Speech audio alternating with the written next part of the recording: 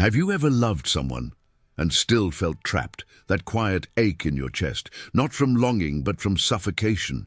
You thought it was passion, but it was possession. You thought it was love, but it was fear of losing, of being alone, of not being enough. Most people don't fall in love. They fall into contracts, into silent agreements of control. Love me, but do it my way. Be mine or be nothing. Osho saw this, and he destroyed the illusion.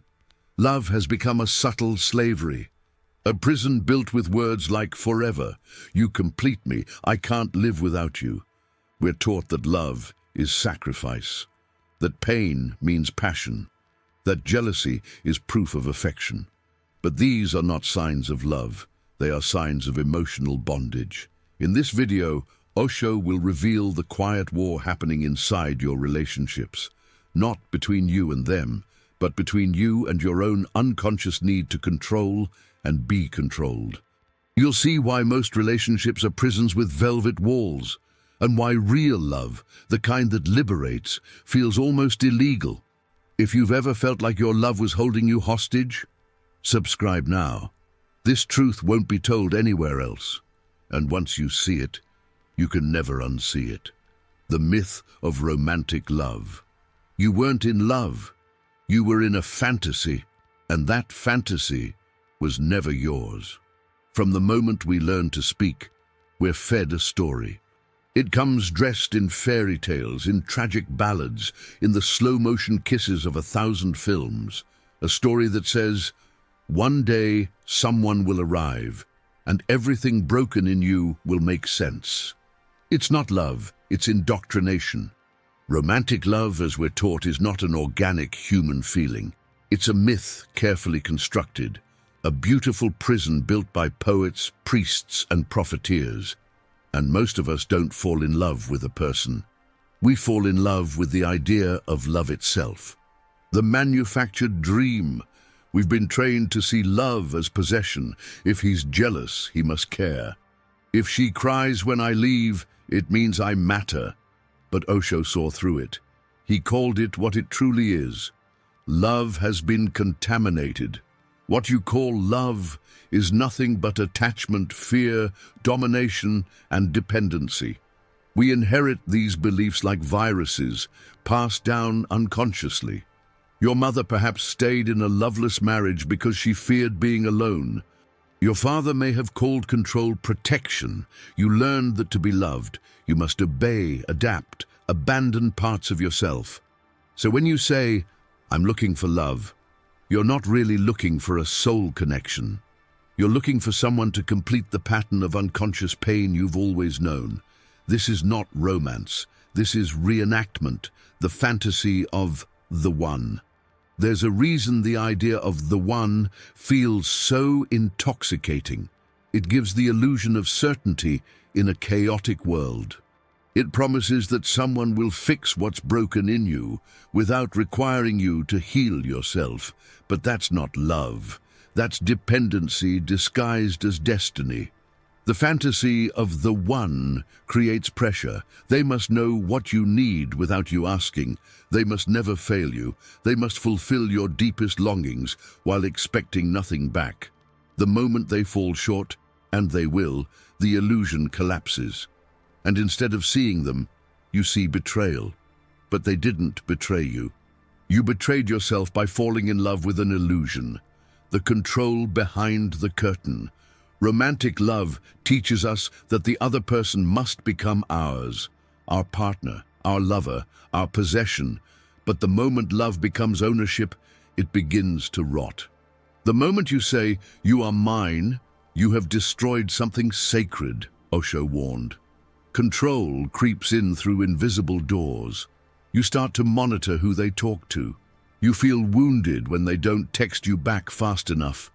You want to know everything, not out of curiosity, but out of fear. And we call this obsession true love. We forget, love without freedom is not love. It's fear wearing perfume, rewriting the pattern. To unlearn the myth of romantic love is to die a little inside, because it means letting go of the dream you clung to for comfort. But in that death, something real is born. You begin to see love not as a promise of forever, but as a mirror of the present. Not as something you demand, but something you share freely, without trying to own it. You begin to understand that love isn't about finding someone who completes you. It's about becoming someone who doesn't need completing. And from that fullness, love arises, not to fill a void, but to expand the truth of who you are. This is the myth of romantic love. Not a fairy tale, but a lie. Not a home, but a maze. Not love, but control disguised as devotion. The hidden emotional control. The most dangerous chains are the ones we mistake for affection. It begins subtly. A soft comment, a glance that lingers too long, a question disguised as concern. Where were you? Why didn't you answer sooner? Who is that you keep texting? At first, it feels like care. It feels like someone is invested. They just want to know, because they love you. But that's the first trap, because what you call love might just be emotional surveillance, control that whispers. Unlike physical abuse, emotional control doesn't scream. It whispers. It hides beneath gestures that seem loving. I just worry about you. I know you better than you know yourself. I'm only like this because I care. But these phrases are not declarations of love. They're veiled attempts to invade your mind, your choices, your very sense of self. Osho said, love never controls. Where there is control, there is fear, not love. And yet most people are stuck in emotional contracts where affection is currency and freedom is seen as a threat. The transaction behind affection. There is always an unspoken deal in these relationships. You give me attention. I give you validation. You behave as I expect. I withhold my jealousy. You love me in the way I define, and I won't abandon you. This is emotional capitalism. It's not intimacy, it's negotiation. And what's worse, the one being controlled often defends their captor. Because the ego prefers the familiar prison over the chaos of freedom. You say, I know she's a little possessive, but it's just because she loves me. Or, he gets angry when I go out, but that's just how he is. He's protective. No, that's not protection, that's programming, the illusion of safety. Emotional control often masquerades as safety. We think, if they need me this much, they'll never leave. But dependency isn't safety, it's suffocation. True safety is not someone clinging to you. It's someone who trusts you even when they can't see you. It's being with someone who doesn't ask you to shrink just to make them feel secure. But people don't want love. They want certainty.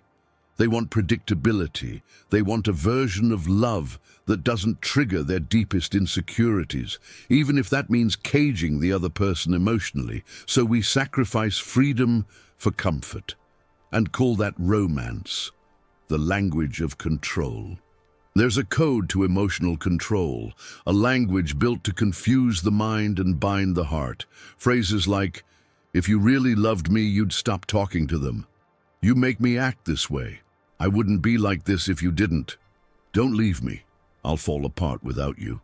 These are not cries for connection. They are strategies of manipulation.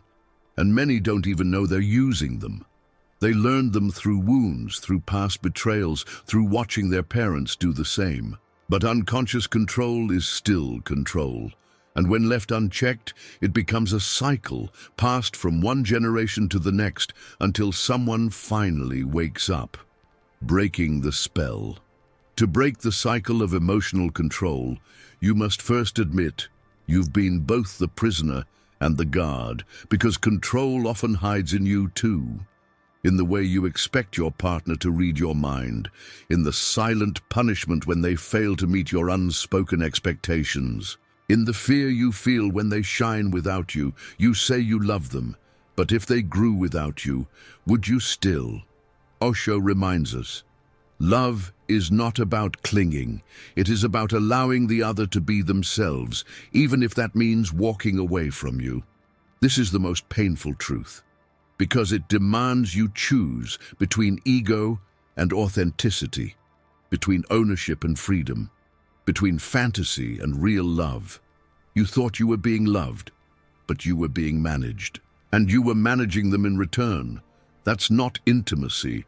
That's fear in disguise, the fear beneath love. What you call love is often just fear wearing a mask. Beneath the confessions of "I love you," behind the late-night texts, the tears, the promises, lies something far older, far darker: fear. The fear of abandonment, the fear of invisibility, the fear of being unloved, untouched, unseen. Most people do not enter relationships because they are full. They enter because they are afraid of their own emptiness. They say they want love, but what they truly want is a shield from loneliness. Osho said, "Unless you can be alone and blissful, you cannot truly love. You will only use the other as a means to avoid yourself." The anatomy of fearful love. Look closer at the roots of your desire.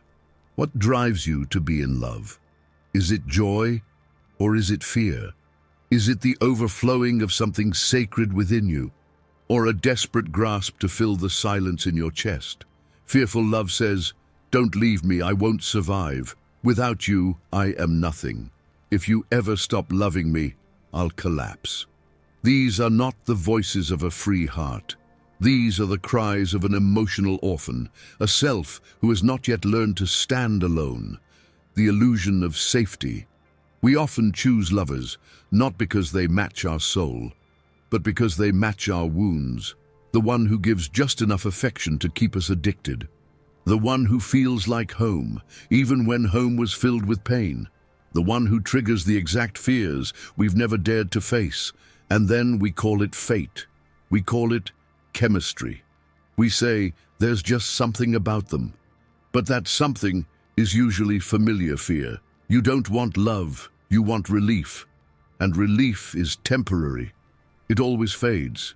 That's why you panic when they change. That's why you cling harder when they pull away. Because they weren't your partner. They were your escape. The truth, Osho offered. Osho's words were brutal because they stripped away the illusion. He didn't romanticize love, he dismantled it. Love is not a need. Love is a state of being. When you are full, overflowing, when you are alone but not lonely, love arises as a fragrance of your being. But how many can love like that?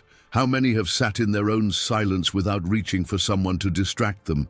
Most relationships are noise, a way to avoid the stillness that reveals who you truly are. But the fear doesn't end in relationships. It gets deeper. Once you're in love, the fear transforms from fear of loneliness to fear of loss. You fear their attention fading. You fear their eyes wandering. You fear becoming replaceable. So you monitor, you adapt, you manipulate. You lose yourself just to keep them close. And still call it love. The real question. Here is the question that shatters illusions. Would you still love them if they didn't need you, if they were free, if they could walk away at any moment and still chose to stay? That kind of love, without fear, without demand, without prison, is terrifying to the ego because it removes control, it removes leverage, it leaves only truth.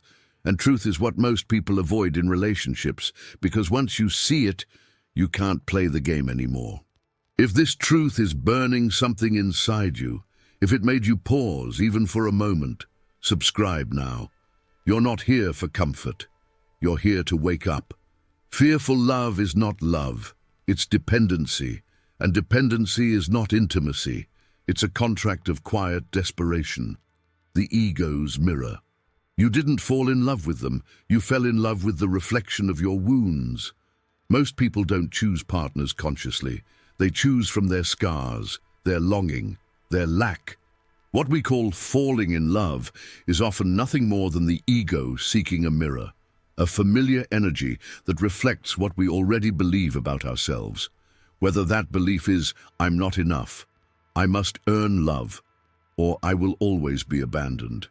Osho said, You don't love the person. You love the image the person reflects back to you. That is not love. That is narcissism in disguise.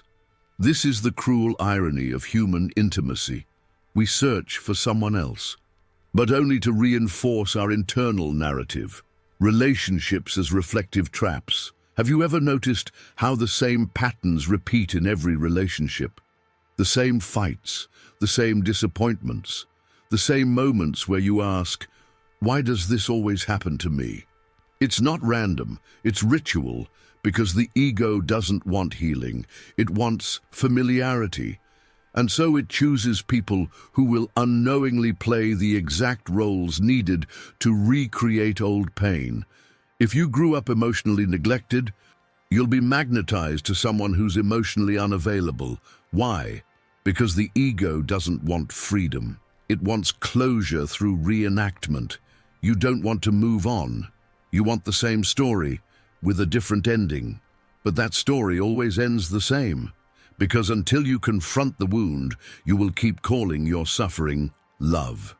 The unconscious contracts we create. Without knowing it, most relationships begin with invisible contracts. Agreements like, I'll make you feel worthy if you make me feel needed. I'll save you from yourself if you don't leave me. I'll play the victim if you play the villain. These are not conscious deals, they're energetic patterns, subconscious bonds forged through unmet childhood needs, and they're incredibly hard to break because they feel like love, they feel like chemistry. But chemistry isn't always connection. Sometimes it's trauma recognition, and so we perform. One becomes the caretaker, one becomes the child, one becomes the controller, the other becomes the pleaser, and both call it intimacy. But there's no true intimacy without truth. And the truth is, you're not in love with the other person. You're in love with the role they play in your internal movie, the ego's game. The ego uses relationships for one purpose: identity reinforcement. It wants to feel significant. It wants to be right. It wants to be admired, validated, obeyed. So even in love it asks, how do I look in their eyes? Am I winning? Am I more loved than they are? This is not connection, it's comparison. It's quiet competition wrapped in kisses. Osho said, ego and love cannot exist together. Where there is ego, love dies. Where there is love, ego disappears. But letting go of ego feels like death, because without ego, who are you? Without the need to be needed, to be chased, to be right. What remains? Just you. And perhaps that's what terrifies you most. Healing the mirror. To truly love someone, you must stop using them as a mirror. You must stop making them responsible for your worth. You must stop assigning them the role of savior, villain, or redeemer.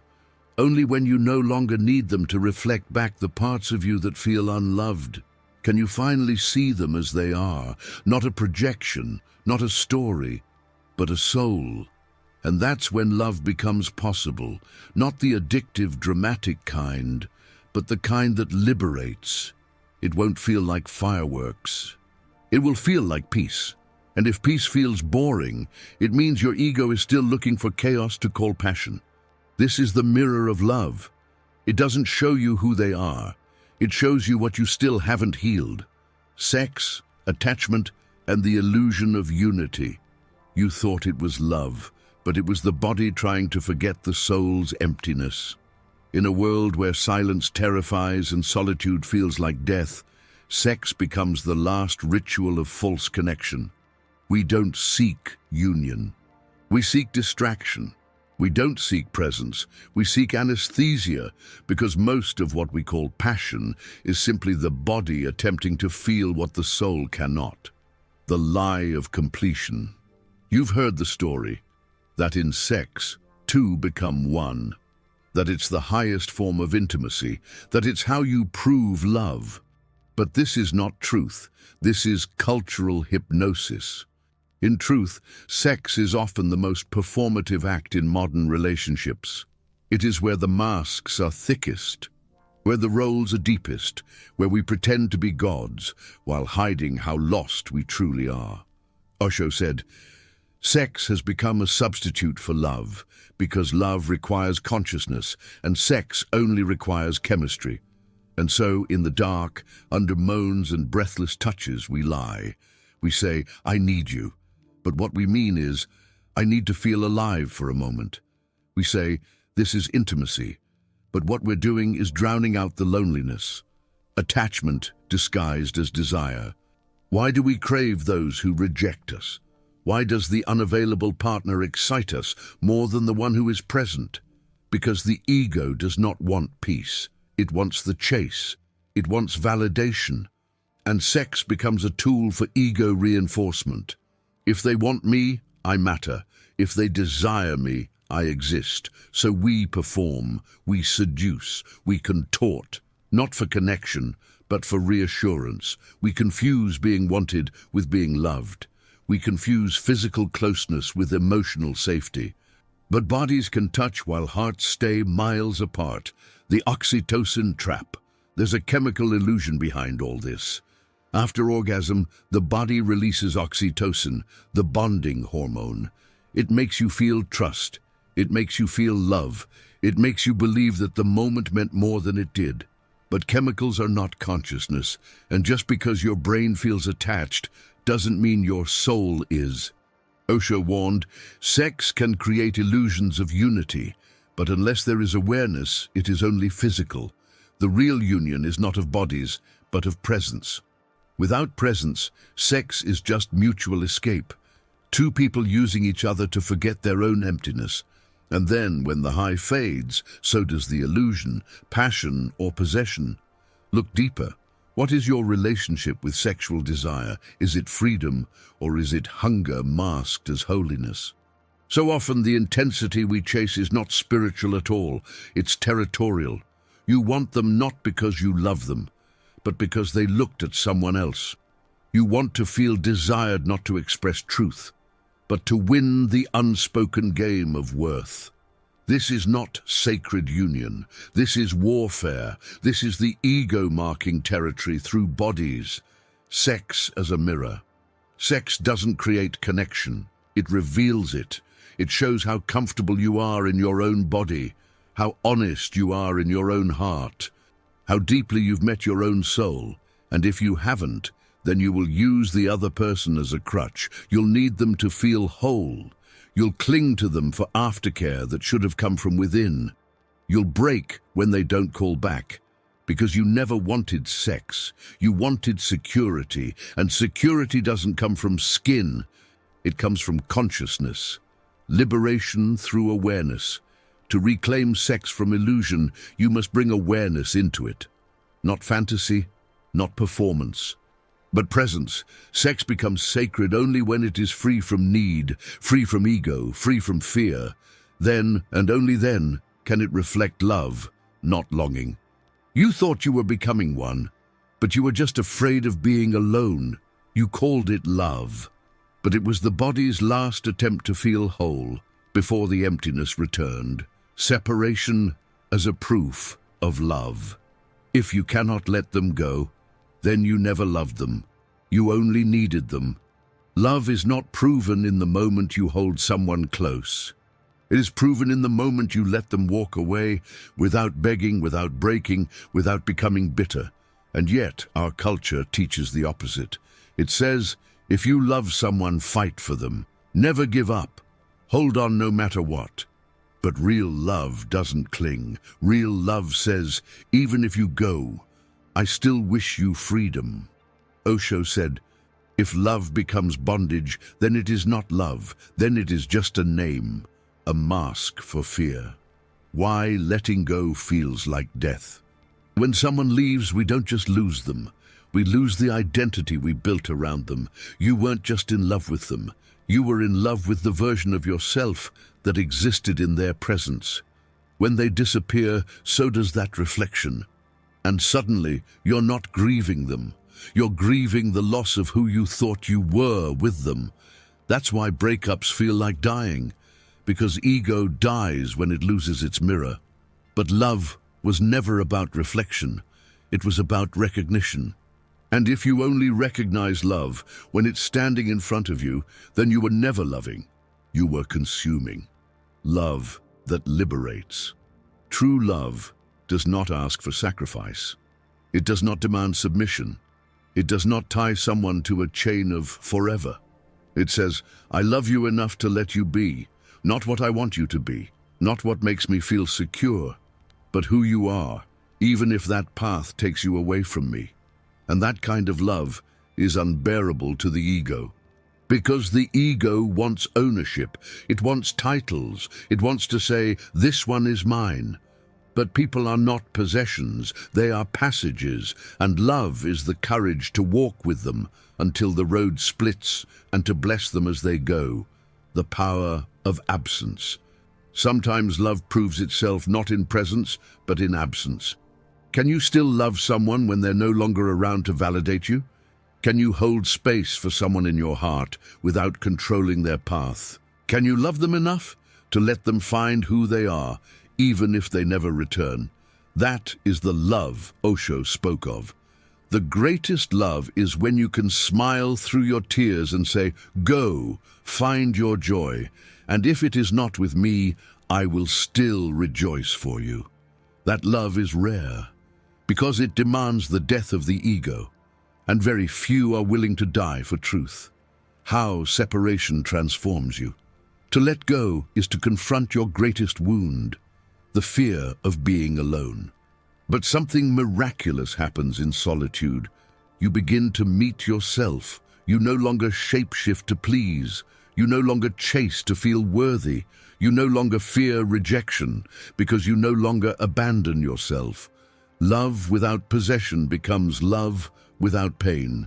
It becomes devotion, not attachment, presence, not prison, sacred, not strategic.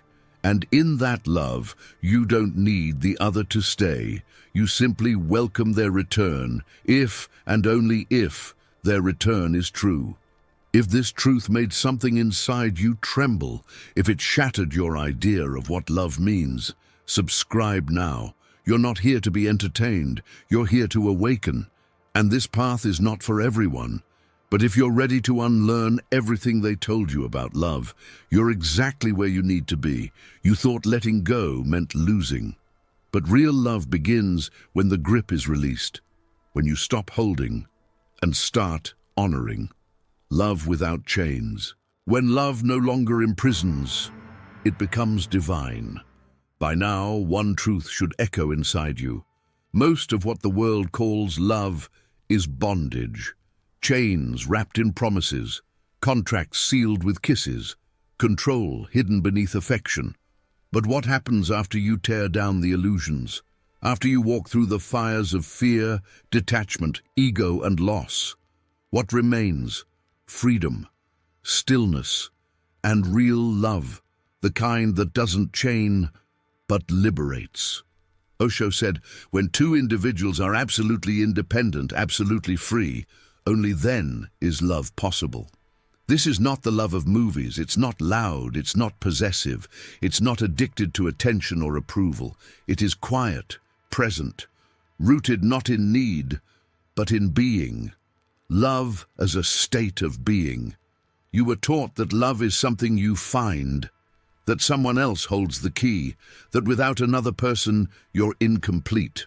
But that was a lie designed to keep you chasing. The truth is this: love is not something you discover in another. It is something you awaken within yourself. And when it arises, it doesn't cling, it doesn't demand, it doesn't possess. It flows, it observes without controlling, it stays without suffocating, it leaves without resentment, because it is not about the other, it is about your state of consciousness, how real love feels. This kind of love feels different. It doesn't race. It doesn't ache with desperation. It doesn't create anxiety when they don't text back. Why? Because it is not tethered to outcome. You love because you are love. You express because it's your truth, not your strategy. You don't say, I love you, hoping to hear it back. You say it because it wants to be said. You don't need their validation because you've validated your own soul. Boundaries in free love. But don't confuse freedom with chaos. Real love has boundaries, not rules. It has honesty, not manipulation. It has space, but not emotional abandonment. Free love says, I will not own you and I will not allow you to own me, but I will meet you again and again in truth. That means having hard conversations. That means honoring your limits. That means being real, even when it's uncomfortable. It's not about being open to everyone. It's about being radically true with one, practicing presence over possession. So how do you live this kind of love? You stop needing the other to be your everything.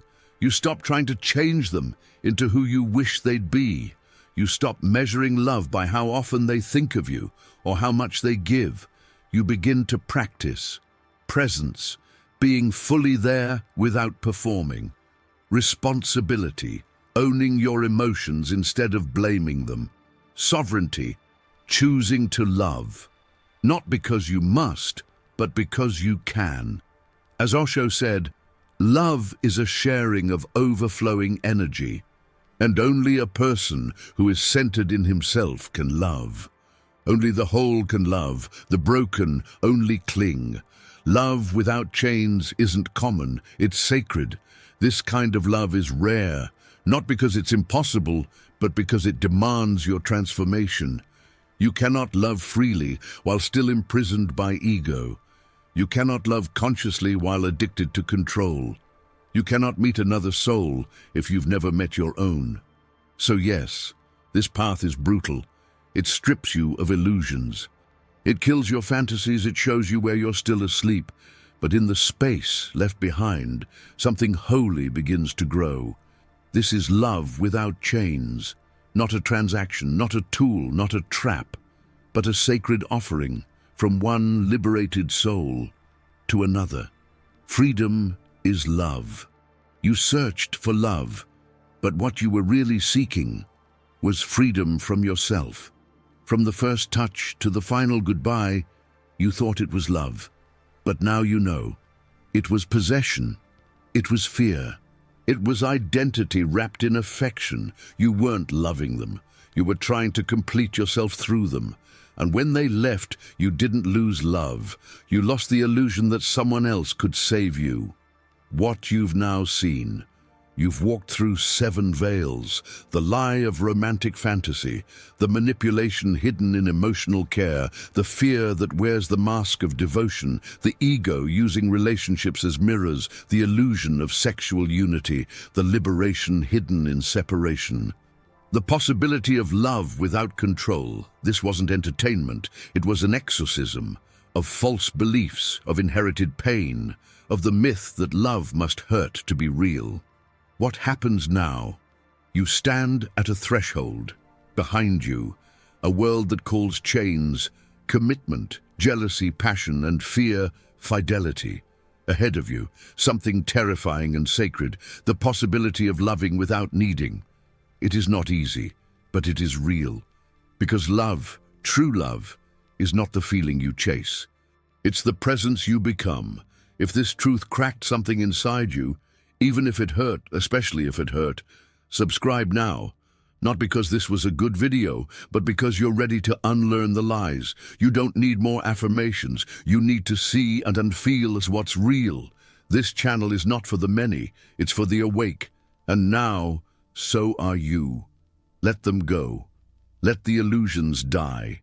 And in that silence, love will return, not as a cage, but as your own reflection.